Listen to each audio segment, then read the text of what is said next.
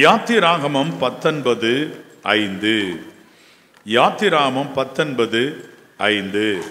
இப்பொழுது நீங்கள் என் வாக்கை உள்ளபடி கேட்டு என் உடன்படிக்கையை கைக்கொள்வீர்களானால் சகல ஜனங்களிலும் நீங்களே எனக்கு சொந்த சம்பத்தாயிருப்பீர்கள். பூமி எல்லாம் என்னுடையது. என் அன்பு தேவனுடைய பிள்ளைகளே, இங்கு ஆண்டவர் சொல்லுகிற வார்த்தையை நன்றாய் கவனியுங்கள். இப்பொழுதும் நீங்கள் என் வாக்கை உள்ளபடி கேட்டு. அப்ப ஆண்டவர் சொல்லி இருக்கிற வார்த்தைகளை உள்ளபடி கேட்கணும். இன்னைக்கு சிலர் என்ன செய்யறாங்க, சில வார்த்தைகளை ஏதோ ஒரு உதாரணத்துக்காக சொல்லியிருக்கிறாரு, நரகம் இருக்குன்னு சொல்லி பயமுறுத்துறதுக்காக சொல்றாருன்னு நினைக்கிறோம். நிறைய பேர் இருக்கிறாங்க. ஆண்டவர் சொன்னாரு, ஆமா, 2 கண்ணுடையவனா எரிநரகத்தில் தள்ளப்படுவதை பார்க்கலும் நீ ஒற்றை கண்ணனாய் கூட பரலோகத்தில் போகிறது நல்லதப்பா அப்படின்னு சொல்றாரு. அப்போ உணர்ந்து சொல்றார். ஆண்டவர் அங்கு பொய் பேசல. நரகம் என்பது மெய்யாய் ஒரு இடம் இருக்கிறது, பாதாளம் இருக்கிறது, என்றென்றைக்கும் உள்ள காரிருள் என்ற ஸ்தலம் இருக்கிறது. மட்டுமல்ல, என் அன்பு தேவனுடைய பிள்ளைகளே, பரலோகம் இருக்கிறது, சியோன் என்னும் இடம் இருக்கிறது. கர்த்தருடைய பரிசுத்த நாமத்துக்கு ஸ்தோத்திரம் உண்டாவதாக. அப்படியா இருக்கையிலே நீங்க ஒன்றை புரிஞ்சுக்கிடணும். அதனாலதான் ஆண்டவர் சொல்றாரு, நீங்கள் என் வாக்கை, எல்லாரும் படிங்க பார்க்கலாம், யாத்திராகமம் 19:5. இப்பொழுது நீங்கள் என் வாக்கை உள்ளபடி கேட்டு. எழுது, நான் சொல்ற உள்ளபடி கேளுங்க. ஏதாயிலும் ஓமையா இருக்குமோ அப்படின்னு சொல்லி ஏமாத்துறதுக்காக ஏதோ சொல்லியிருக்காரு நினைக்காதீங்கப்பா. உள்ளபடி கேட்டு என் உடன்படிக்கையை கை கொள்வீர்களான. முதலாவது, கர்த்தருடைய வார்த்தையை உள்ளபடி கேட்டு நடக்கணும். 2வது, என் உடன்படிக்கையை கை கொள்வீர்களானால். ஆண்டவருடைய 10 கட்டளை அடங்கிய கற்பலை வைக்கப்பட்ட பெட்டிக்கு பேர் உடன்படிக்கை பெட்டி. கர்த்தருடைய ஆசாரியர்கள் அந்த உடன்படிக்கை பெட்டியை எடுத்துக்கொண்டு போகிற போது யோர்தானில் அவருடைய கால் பட்டவுடன் யோர்தான் 2ஆக பிரிந்தது என்று வேதம் சொல்லுகிறது. அப்படியானா அது ஒரு உடன்படிக்கை பெட்டி. அப்ப எ கவனன்ட் பாக்ஸ், ஒரு உடன்படிக்கை பெட்டி.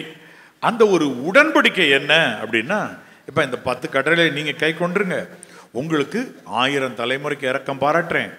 உங்கள் வாழ்நாள் நீங்கள் நன்றாயிருக்கவும் வாழ்நாள் நீடித்திருக்கவும் உங்களுடைய தகப்பன தாயை கனம் பண்றதுனால நான் பார்த்துக்கிறேன். வாழ்க்கை நல்லா இருக்கும், உன் வாழ்நாள் நீடித்திருக்கும். உன் தகப்பன தாயை கனம் பண்ற, தேவனுக்கு முதலாவது கனம் செலுத்துற, முழு மனதோடு முழு பலத்தோடு அவரிடத்துல அன்பு கூறுற.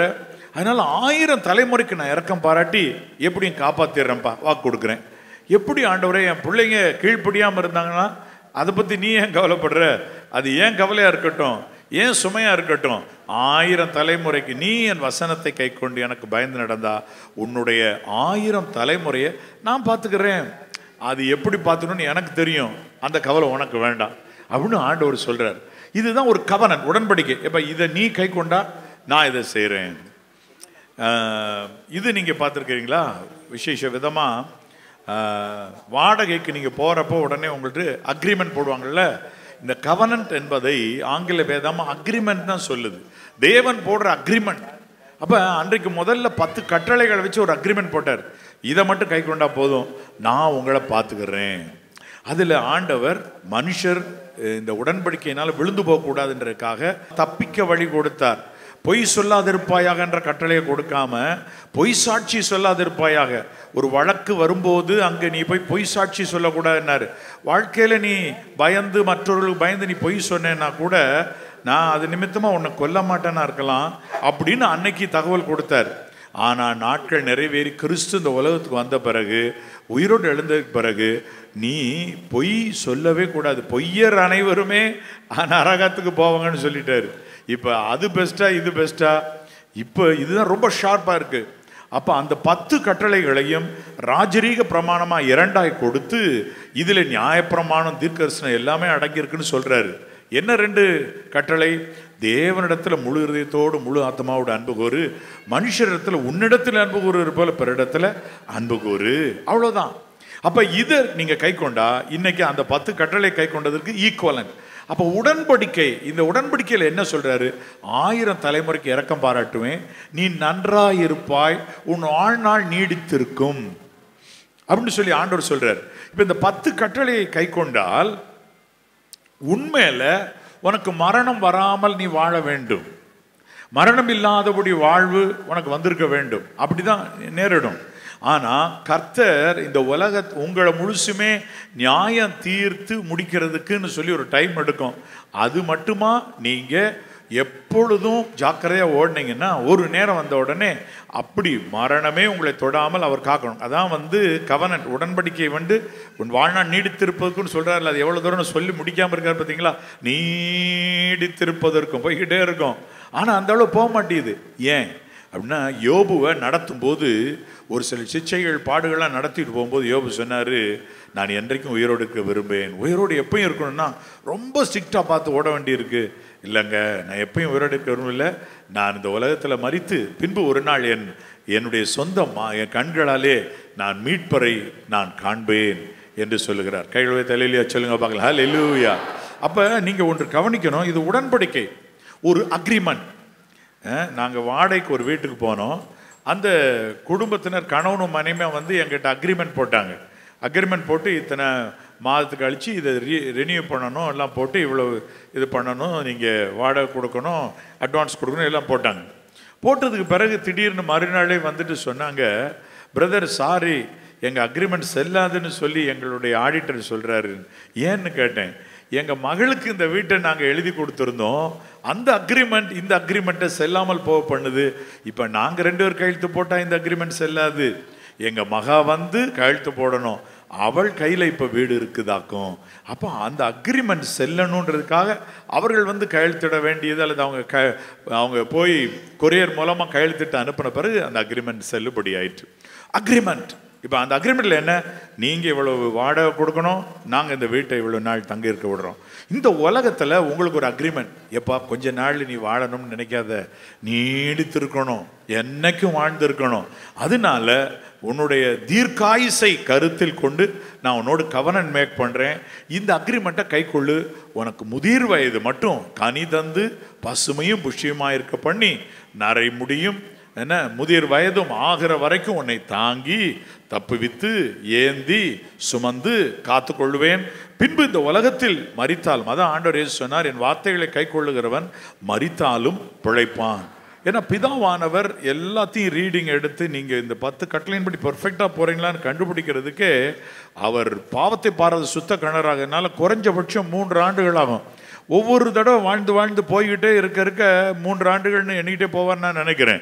ஆகவே ஒரு நாள் அவர் அந்த தீர்ப்பெழுது முன்பதாக இவர்கள் நடுவில் விழுந்து எந்திரிச்சு போய் அவர் தீர்ப்பு எழுத விடாமே மெயின்டைன் பண்ணிக்கிடுவாங்க. அதனால என்ன ஆகுறதுன்னா உலகத்தில் மறிக்கிறாங்க. என் வசனத்தை கை கொண்டாலும் மரித்தாலும் பிழைப்பான் அப்படின்னு அந்த வார்த்தையை நல்லா கொண்டாரு. மரித்தாலும் பிழைப்பான். அப்போ மறிக்காமல் இருக்கிற ஒரு நல்ல ஸ்டேட்டஸ் ஏனோக்கு கிடைத்தது, எலியாவுக்கு கிடைத்தது. என் அன்பு தேவனுடைய பிள்ளைகளே, ஒரு கூட்ட ஜனத்துக்கு கிடைக்க இருக்குது. அவங்க யாருன்னு சொல்லுங்க பார்க்கலாம். ஆண்டவருடைய வருகையை பிரத்யட்சமாக காண்கிறவர்கள் ஒரு கூட்டம் மறியாமலும் இருக்க போகிறார். ஆண்டவர் வரும்போது மறுரூபமாயிட்டா மரணம் எங்க வரப்போகுது? கைகளை தட்டி எல்லாரும் கர்த்தரை ஸ்தோத்திரம் பண்ணுங்க பார்க்கலாம். ஏனோக்குக்கு எலியாவுக்கு இருந்த ஒரு ஆசீர்வாதம் நம்ம சந்ததியில கிடைக்குமா இருக்கும்? ஏனோக்குக்கும் எலியாவுக்கும் கிடைச்ச ஒரு ஆசீர்வாதம் நமக்கு நம்ம சந்ததி கூட கிடைக்கலாம். அவருடைய பிரத்யட்சமான தரிசனத்தை கண்டு என்றைக்கும் உயிரோடு இருக்கும் பாக்கியம் கிடைக்கலாம். ஓகே, இது உடன்படிக்கையை பார்த்துக்கிடுங்க. அப்ப இந்த உடன்படிக்கையை கை கொள்வீர்களானால் என்ன எழுதியிருப்பாங்க? யாத்திரம் 19:5. கை கொள்வீர்களானால் சகல ஜனங்களிலும் நீங்களே எனக்கு சொந்த சம்பத்தாயிருப்பீர்கள். பூமியில எல்லா ஜனங்கள் இருந்தாலும் சகல ஜனங்களிலும் நீங்களே எனக்கு சொந்த சம்பத்தாயிருப்பீர்கள். ஆங்கில வேதாமம் சொல்லுகிறது சொந்த புதையல் போன்ற ஜனங்களாயிருப்பீர்கள். ஆண்டவருக்கு புதையல் கிடைச்ச மாதிரி வச்சுக்கிட்டாரு நம்மளை. எப்படி? ஒருத்தனுக்கு பெரிய மரத்துக்கு கீழே லைட்டா தோண்டினோடனே பெரிய ஒரு பாத்திரம் நிறைய தங்க காசு கிடைச்ச சந்தோஷம் போல ஆண்டவருக்கு ஒரு பெரிய சந்தோஷம். என் சொந்த ட்ரெஷர் ஆன ஜனம், புதையல் போன்ற எனக்கு பிள்ளைங்க, சொந்த பிள்ளைங்க. பொசிஷன்னா என்னுடைய சொத்து, என் சுதந்திரம், என்னுடைய சொந்த பிள்ளைங்க, என் குடும்பம். அதனால புதிய ஏற்பாட்டிலே வாசிக்கிறோம், நாம் தேவனுடைய வீட்டார். என்ன சொல்றீங்க? ஆமேன். அப்ப ஆண்டவர் என்ன சொல்றாரு? சகல ஜனங்களிலும் நீங்களே எனக்கு சொந்த சம்பத்து, என்னுடைய லேசுக்குள்ள நினைச்சு பார்க்க முடியாத, ஆங்கில வேதம் அப்படி சொல்லுது, டிரான்ஸ்லேஷன்ல அப்படி பார்த்தா ஞாபகம் இருக்கு, நேசுக்குள்ள நினைச்சு பார்க்க கூடாத பெரிய புதையல் சொத்து தேவனுக்கு நம்ம தான். அப்ப நம்ம தான் ஆண்டவருக்கு சொத்தா இருக்கிறோம்.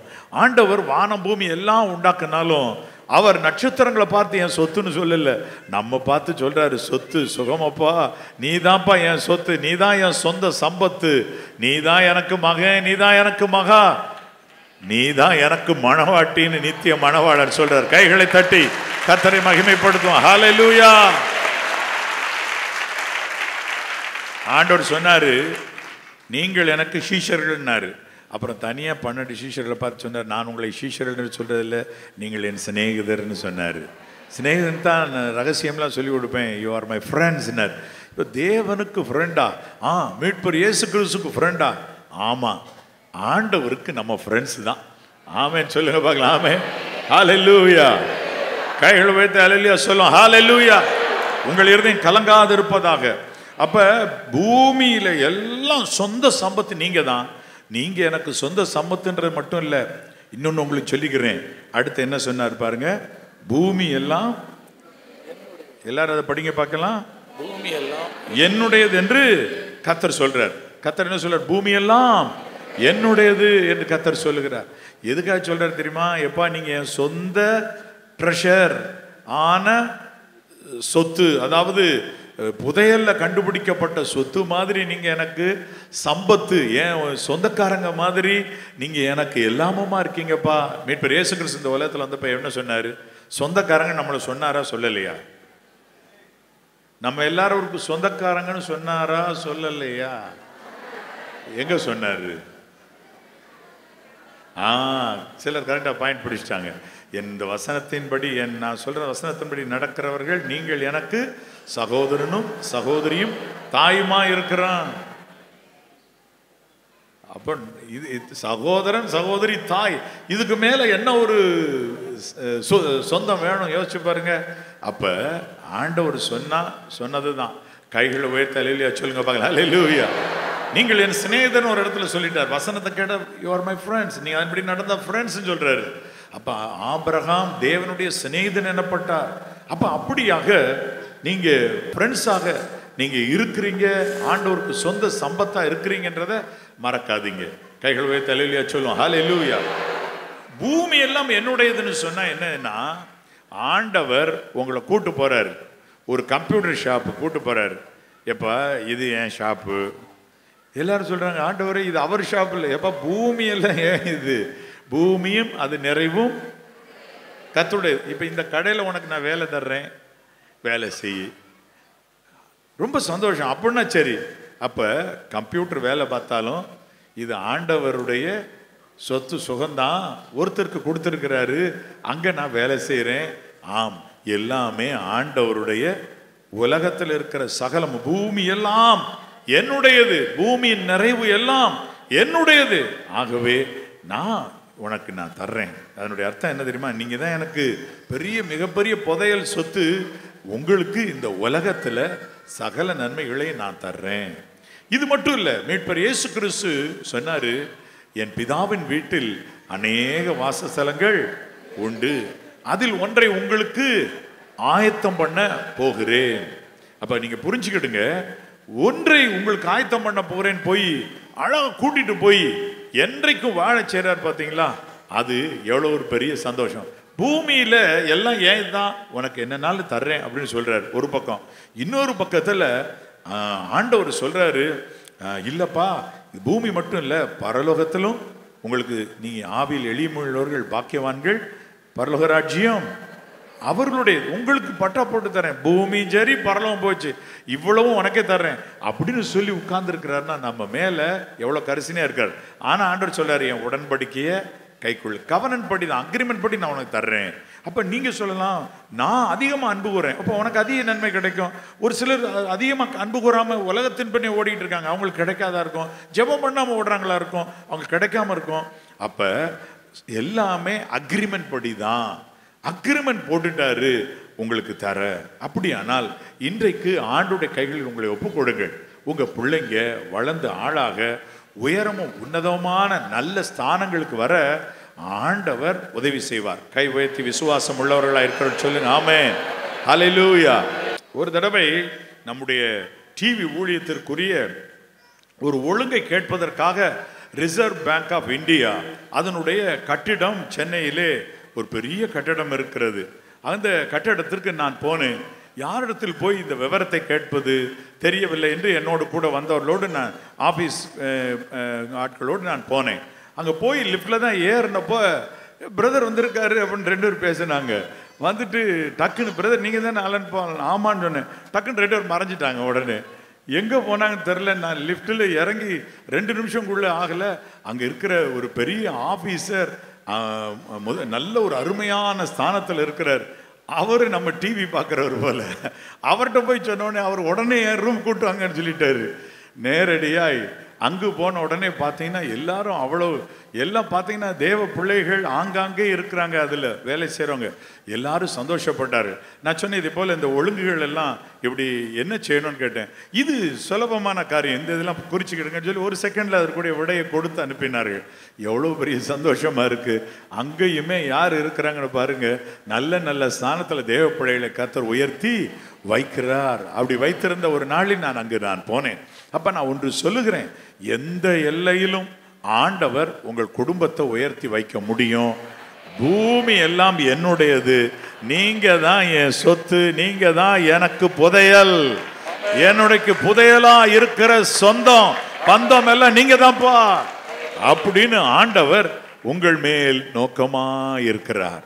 கைகளவே தலையிலா சொல்லுமா ஹல்லேலூயா ஹல்லேலூயா. ஆமா ரைட்.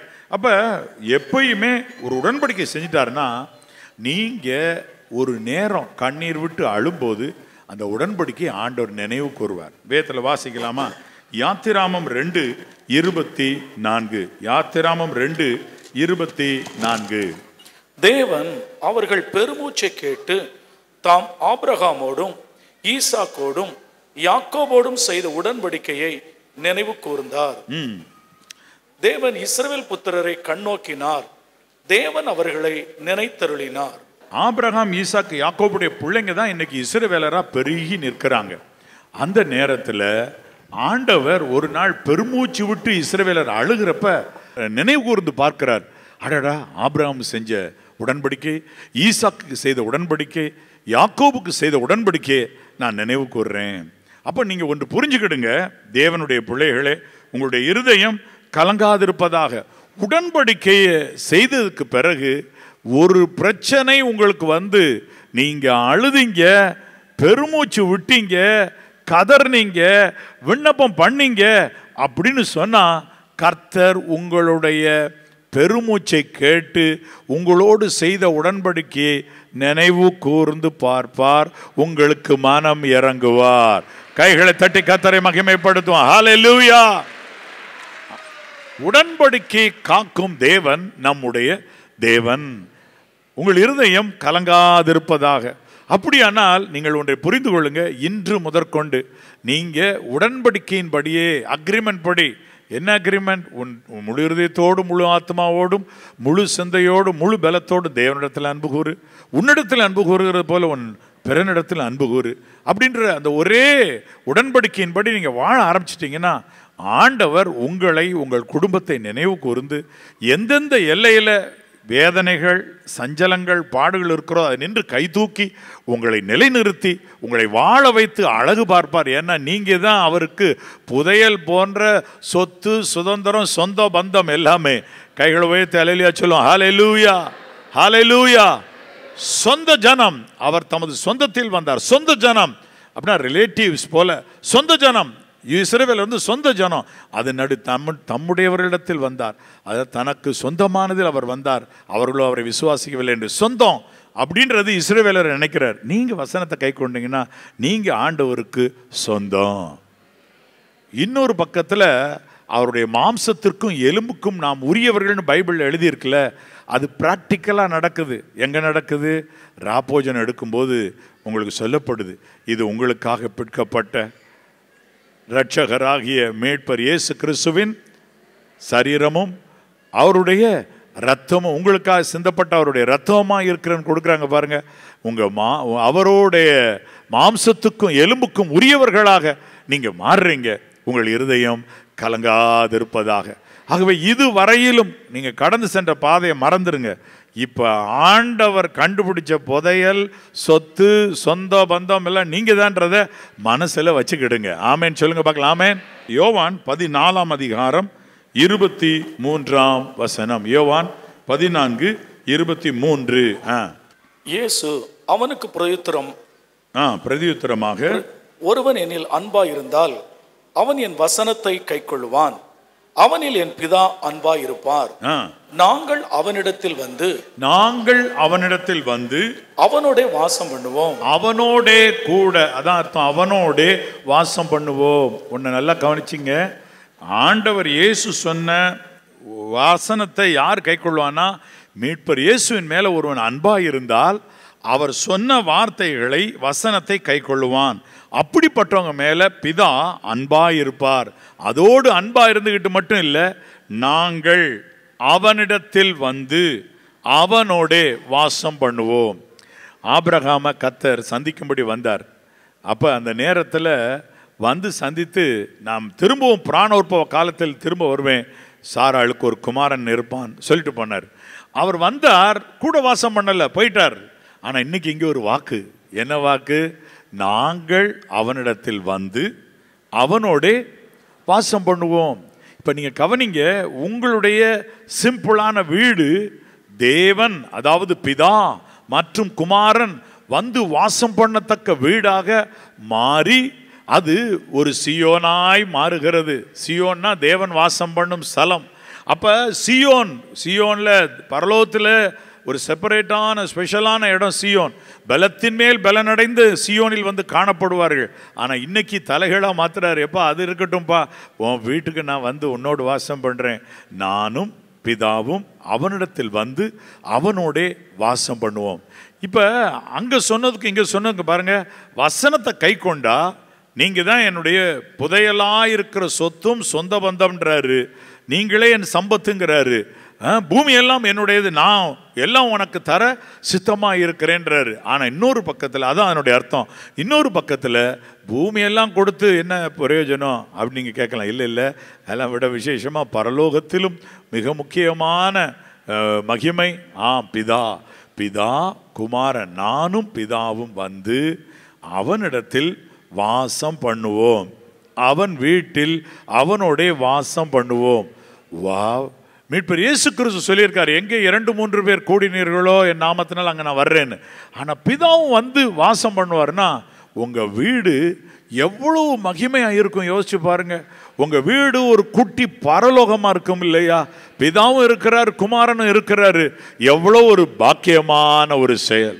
நாங்கள் வந்து அவனிடத்தில் வாசம் பண்ணுவோம், நாங்கள் வந்து அவனிடத்தில் அவளிடத்தில் அவர்களுடைய வீட்டில் அவர்கள் எல்லையில் வாசம் பண்ணும். ஆண்டவர் பென்யமீனுக்கு சொன்னார், நான் அவன் எல்லையில் வாசம் பண்ணுவேன் அப்படின்னு சொல்லி பென்யமீனுக்கு கர்த்தர் வாக்கு கொடுத்தார். அதே வாக்கு இன்றைக்கு அழகாய் உங்களுக்கு வருகிறது. நாம் எழுந்து நிற்கலாமா? பூமி எல்லாம் நம்முடையது என்று விட பூமிக்கும் வானத்துக்கும் சொந்தக்காரர் நம் வீட்டுக்கு வந்து நம்மோடு இருந்து நம்மை பராமரித்து நம்மை கவனித்து நம்ம ஆசீர்வதிச்சா எவ்வளோ சந்தோஷமா இருக்கும். ஓ, எவ்வளோ ஒரு பெரிய பாக்கியம்.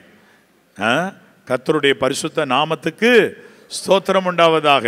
ஆமேன் சொல்லுங்க பார்க்கலாம். ஆமேன். பிதாவே உங்களோடு இருப்பார் ஆனால், குமாரன் உங்களோடு இருப்பார் ஆனால், வீட்டில் சாபம் இருப்பது எப்படி? வீட்டுக்கு விரோதமா தீமைகள் எழும்புவது எப்படி? மற்றவர்களுடைய பொறாமை உங்களை தாக்குவது எப்படி?